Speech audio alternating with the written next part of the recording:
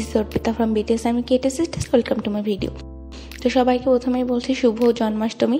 জানি ভিডিওটা অনেক পরে আপলোড হবে, তবু তো দেখতেই পাচ্ছ যে আমি একটা কিউট পিঙ্ক শাড়ি পরেছি, আর এই লুকটা তোমরা অনেক বেশি পছন্দও করেছো। আমি আগেই ছবি আপলোড দিয়েছিলাম আমার পেজে। আজ আমি রাধার লুকটা ট্রাই করেছি, আর আমার দিদি আমাকে পুরোটা সাজিয়ে দিয়েছে।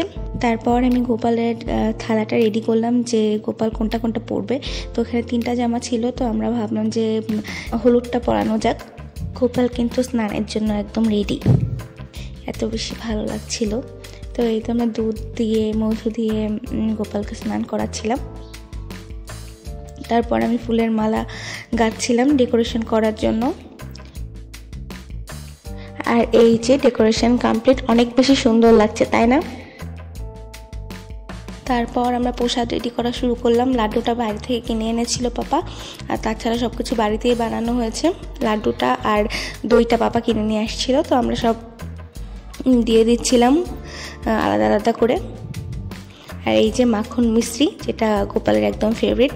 আর আজকে খাবার তৈরি হয়েছিল বাসায় খিচুড়ি, আলু ভাজা, পটল ভাজা, তারপর চাটনি টাটনি এগুলা। আর এরপর মা এদিকে প্রসাদ বানাচ্ছিল, ক্ষীর তৈরি করছিল মা।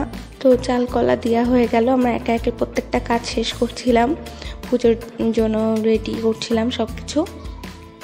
আর দেখতেই পাচ্ছ যে আমরা সুন্দর করে ডেকোরেশন করার ট্রাই করেছি। তো পূজার জোগাড় যন্ত্র সব শেষ, আমরা সব কিছু রেডি করে ফেলেছি। এখন খালি পূজাটাই বাকি।